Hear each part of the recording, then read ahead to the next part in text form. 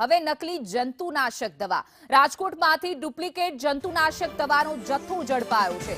લોધિકા વિસ્તારમાં આવેલા કારખાનાઓમાં એસઓજીની ટીમે દરોડા પાડ્યા હતા, જેમાં 3 કારખાનાઓમાંથી નકલી જંતુનાશક દવાનો જથ્થો મળી આવ્યો છે। વધુ વિગતો સાથે અમારા સંવાદદાતા દિવ્યેશ જોડાઈ ગયા છે।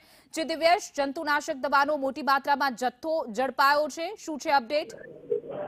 ચોક્કસ હિના, વાત કરવામાં આવે તો નકલી વસ્તુઓની બોલબાલા છે તે યથાવત છે।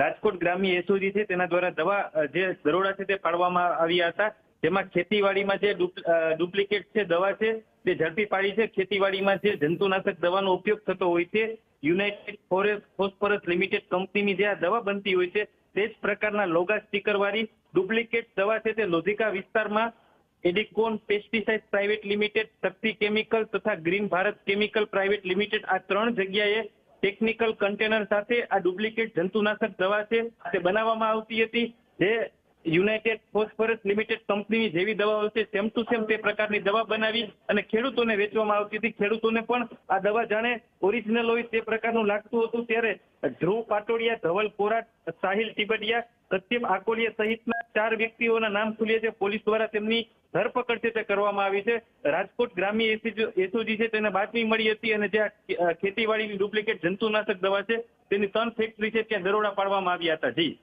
જી દિવ્યેશ, સમગ્ર માહિતી આપવા બદલ આપનો આભાર।